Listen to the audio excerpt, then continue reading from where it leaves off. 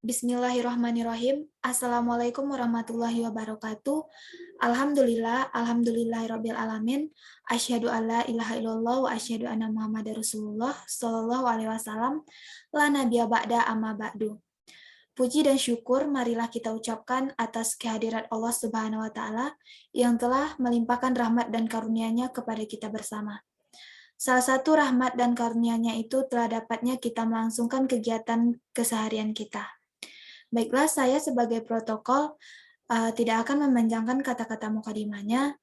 Langsung saja kita tampilkan makalah kelompok 1, sumber daya alam dan lingkungan. Anggota pemakalah yang pertama yaitu Fajrisyah Putra Berutu, dan saya sendiri Nur Azia, Syarifah, Sydney, Rosita, Fauni Rafika, Hamid Al-Fadil, dan Wiza Fitrianti. Baiklah, materi pertama akan disampaikan oleh Fajrisyah Putra Berutu. Kepada Fajri kita persilahkan. Bismillahirrahmanirrahim. Assalamualaikum warahmatullahi wabarakatuh. Saya Fajrisyah Putra Berutu akan menjelaskan tentang teori pengambilan sumber daya alam secara optimal. Nah, untuk pengambilan sumber daya alam secara optimal ada dua syarat, yaitu harus dilihat dahulu perbedaan antara sumber daya alam yang tak dapat diperbarui dan jenis barang lain pada umumnya. Perbedaan itu semata-mata terletak pada jumlah sumber daya alam yang terbatas dan sifatnya yang tak dapat dihasilkan kembali dalam waktu singkat.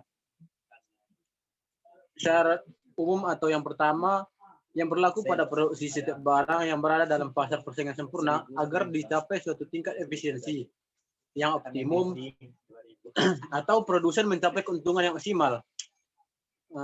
Yang dihasilkan harus sama dengan biaya produksi marginal.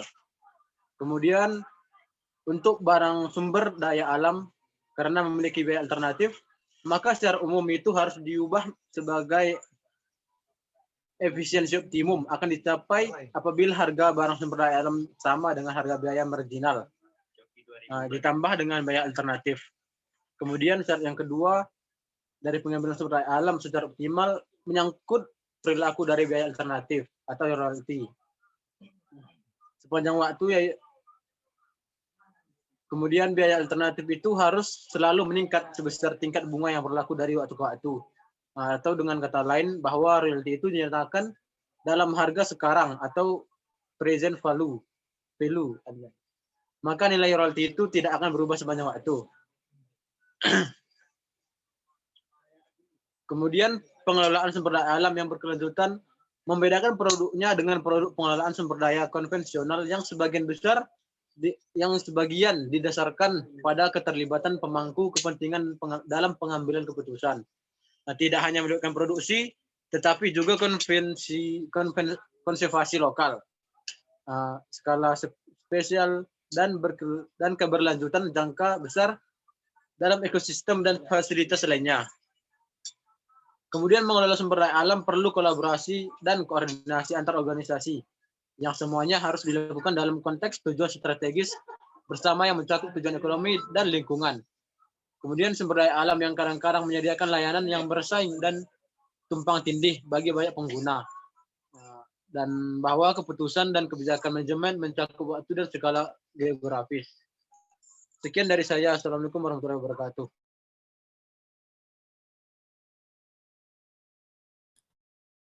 Terima kasih kita ucapkan kepada Fajrisyah. Baiklah, materi selanjutnya akan saya lanjutkan sendiri, yaitu pengaruh persediaan sumber daya alam. Cadangan sumber daya alam tidak mempengaruhi biaya pengambilan, tetapi menganggap bahwa biasanya cadangan sumber daya alam mempunyai pengaruh terhadap biaya pengambilan barang sumber daya itu. Persoalan sekarang ialah bagaimana pengambilan barang sumber daya alam itu bisa dilaksanakan dan agar dapat memaksimumkan manfaat sosial bersih sepanjang waktu. Jadi, sekarang diasumsikan bahwa biaya pengambilan sumber daya merupakan fungsi dari jumlah produktivitas persediaan sumber daya alam. Biaya pengambilan dapat berupa negatif, positif, bahkan dapat juga netral. dalam hubungan dengan jumlah persediaan sumber daya alam yang ada di dalam bumi. Tetapi biasanya ada hubungan yang bersifat negatif. Hubungan negatif artinya dengan semakin sedikitnya persediaan sumber daya alam, akan semakin tinggi biaya produksi atau biaya pengambilan sumber daya alam itu. Seperti pernah dinyatakan oleh David Ricardo bahwa manusia akan bekerja dengan menggunakan sumber daya tanah dan sumber yang subur kualitasnya terlebih dahulu, sehingga biaya produksi rendah. Sedangkan John Stuart Mill menyatakan bahwa biaya pengambilan sumber daya alam akan semakin mahal karena semakin sulitnya dan semakin sedikitnya persediaan sumber daya alam yang harus diambil.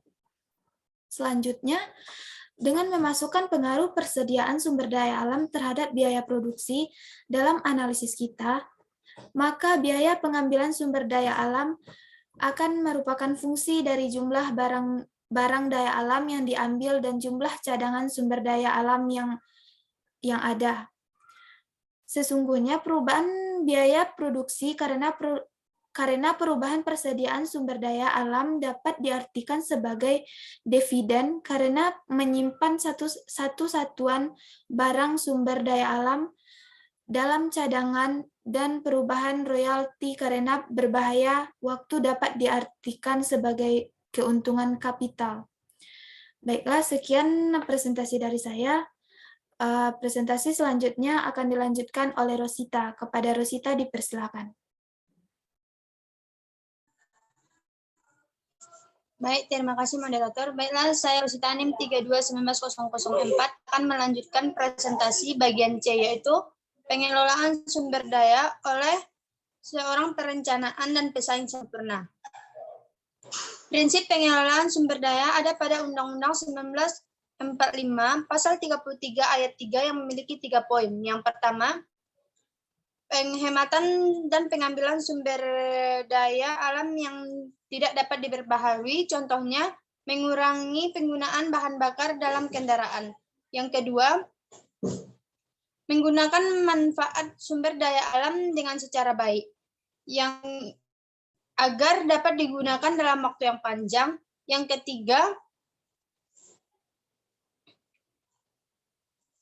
ketiga yaitu pemanfaatan secara selektif.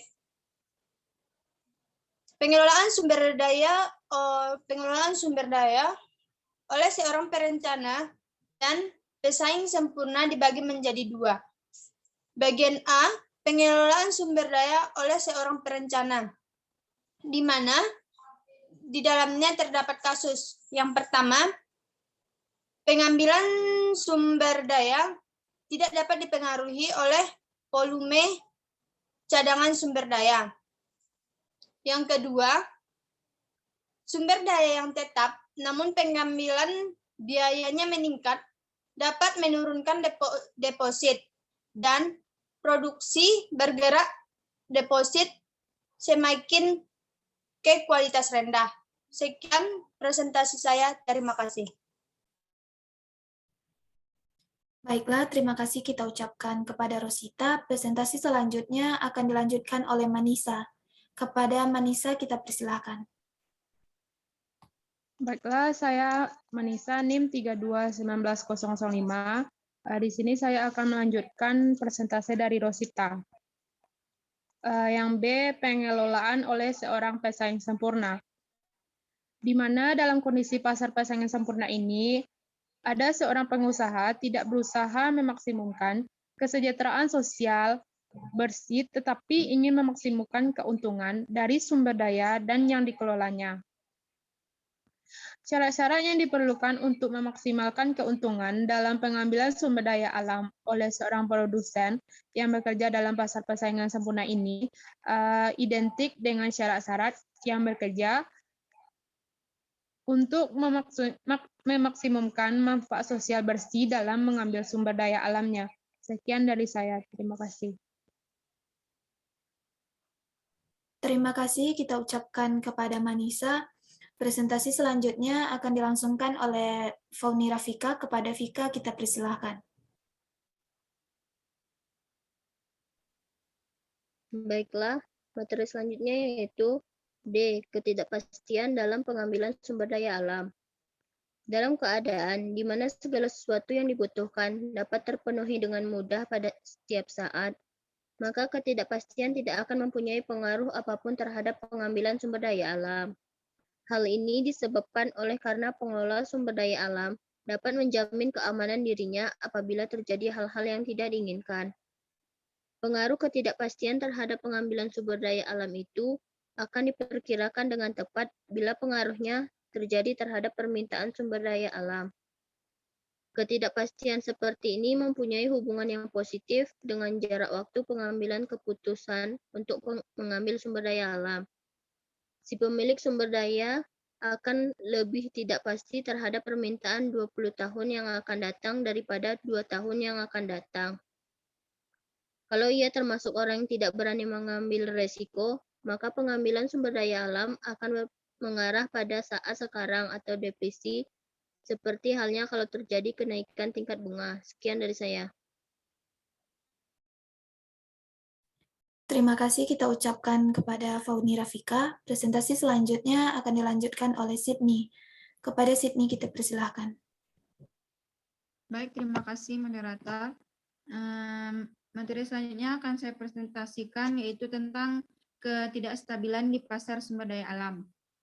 Sebelumnya yang dimaksud dengan ketidakstabilan itu yaitu suatu ketidakmampuan untuk menebak atau memprediksi kondisi pasar di masa yang akan datang, yang dimana berhubungan dengan harga atau selera dari masyarakat. Contohnya, suatu sumber daya alam pada saat ini sangat diminati oleh masyarakat, tetapi belum tentu sumber daya alam tersebut diminati pada masa yang akan datang. Di mana faktor yang mempengaruhi minat atau selera masyarakat biasanya adalah berupa harga, kenyamanan, kemauan, dan kepraktisan. Adapun yang dimaksud dengan keadaan ketidakstabilan di pasar sumber daya alam yaitu suatu keadaan yang akan terjadi sehingga akan menyebabkan pengembalian sumber daya alam yang bersifat tidak efektif. Sekian, terima kasih. Terima kasih kita ucapkan kepada Sydney. Presentasi selanjutnya akan dilanjutkan oleh Hamid Al-Fadil. Kepada Hamid kita persilahkan. Baiklah, Assalamualaikum warahmatullahi wabarakatuh. Saya akan melanjutkan presentasi dari Sydney, yaitu yang F, ketidakpastian dan efisiensi. Keberhasilan dan keberlanjutan pembangunan tidak akan tercapai apabila tidak didukung oleh kondisi lingkungan hidup yang mendukung pembangunan ekonomi dan sosial. Pembangunan akan terhambat apabila kondisi sosial ekonomi masyarakat penuh dengan ketidakpastian. Pembangunan ekonomi tanpa memperhatikan efisiensi dalam penggunaan sumber daya kelestarian alam akan menyebabkan degradasi alam yang tidak dapat pulih kembali. Keputusan masyarakat biasanya lebih tepat didasarkan pada posisi yang netral terhadap risiko, meskipun para anggota masyarakat itu sendiri bersikap tidak mau menanggung risiko. Bagi pemilik sumber daya alam perorangan, keadaannya agak berbeda, yaitu bahwa maksimisasi keuntungan yang diharapkan tidaklah tepat karena pasar yang menggeser risiko itu tidak ada. Sehingga pemilik sumber daya alam akan menghindari risiko perampasan oleh pemerintah. Maka pemilik sumber daya alam individual akan mempercepat pengambilan sumber daya alam yang dimilikinya, tapi tindakannya itu tidaklah optimal dipandang dari segi masyarakat. Sekian presentasi dari saya. Wassalamualaikum warahmatullahi wabarakatuh. Terima kasih kita ucapkan kepada Hamid. Presentasi selanjutnya akan dilanjutkan oleh Syarifah. Kepada Syarifah dipersilahkan.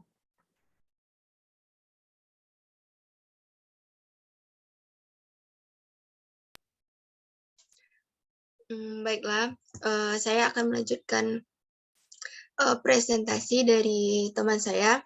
Selanjutnya yaitu mengenai eksplorasi masalah distribusi dan keadilan. Eksplorasi sendiri merupakan kegiatan yang dapat meningkatkan jumlah cadangan sumber daya alam sehingga dapat menekan biaya pengambilan dari sumber daya alam tersebut. Dampak dari kegiatan eksplorasi tersebut yaitu berdampak terhadap biaya produksi, royalti, dan harga barang dari sumber daya alam tersebut. Eksplorasi yang berhasil itu dapat dilihat dari penemuan baru terhadap sumber daya alam yang nilainya itu lebih tinggi dibandingkan dengan yang dipakai. Tanpa adanya eksplorasi, maka cadangan sumber daya alam tersebut akan mengalami penurunan karena adanya pengambilan secara terus-menerus. Perubahan teknologi juga berpengaruh terhadap cadangan sumber daya alam karena dengan adanya teknologi maka penghematan dan penggunaan terhadap barang sumber daya alam dapat dijadikan sebagai hasil eksplorasi. Pengaruh terhadap cadangan sumber daya alam disebabkan oleh adanya penemuan baru yang mengubah kualitas dari barang sumber daya alam tersebut. Pengaruh teknologi juga mempengaruhi biaya produksi sehingga dapat menekan tingkat kenaikan harga. Pengambilan sumber daya alam yang tidak diperbarui memakai kriteria efisien. Permasalahan yang berkaitan dengan distribusi diantaranya yaitu distribusi antara anggota masyarakat pada saat sekarang ini dan distribusi antar generasi. Maka akan memungkinkan terjadinya program pengambilan sumber daya alam yang dipandang efisien saat ini akan berakibat habisnya sumber daya alam bagi generasi yang akan datang. Sekian presentasi dari saya. Terima kasih kita ucapkan kepada Syarifah. Presentasi terakhir akan dilanjutkan oleh Wiza Fitrianti. Kepada Wiza kita persilahkan. Baiklah, saya Wiza Fitrianti akan melanjutkan presentasi dari teman saya yaitu eksplorasi masalah distribusi dan keadilan. Jadi, pengaruh cadangan terhadap harga sumber daya alam disebabkan oleh dua hal, yaitu adanya cara baru dalam mengubah sumber daya alam yang rendah kualitasnya menjadi barang yang dapat dimanfaatkan oleh penemuan deposit baru sumber daya alam. Perubahan cara baru tidak memungkinkan meningkatkan jumlah cadangan walaupun dapat menurunkan biaya pengambilan sumber daya alam. Hal ini disebabkan karena perubahan teknologi merupakan fungsi waktu. Maka biaya produksi merupakan fungsi dari waktu seperti dengan pengambilan dan jumlah cadangan sumber daya alam. Ada satu tingkat diskonto tertentu memungkinkan suatu program pengambilan sumber daya alam efisien bagi generasi sekarang tetapi tidak menunjukkan apa-apa untuk generasi yang akan datang. Tingkat diskonto sosial lebih rendah dibandingkan tingkat diskonto pribadi. Hal ini berkaitan dengan evaluasi proyek mentah seperti pembangunan dari jalan raya. Berbagai pertimbangan yang dapat dijadikan dasar dalam pengelolaan, eksplorasi, dan eksploitasi sumber daya alam tidak terbarukan antaranya. 1. Lokasi deposit dan pengelolaan. 2. Kedalaman eksplorasi sumber daya alam tidak terbarukan. 3. Jenis sumber daya alam tidak terbarukan yang dieksplorasi dalam dan dikelola. Sekian presentasi dari saya. Terima kasih kita ucapkan kepada Wiza. Baiklah, sekian presentasi dari kami, pemakalah kelompok 1. Saya sebagai moderator, jika ada kata-kata yang salah, saya mohon maaf. Saya sudahi. Wabillahi taufiq wa hidayah. Assalamualaikum warahmatullahi wabarakatuh. Waalaikumsalam warahmatullahi wabarakatuh. Assalamualaikum warahmatullahi wabarakatuh.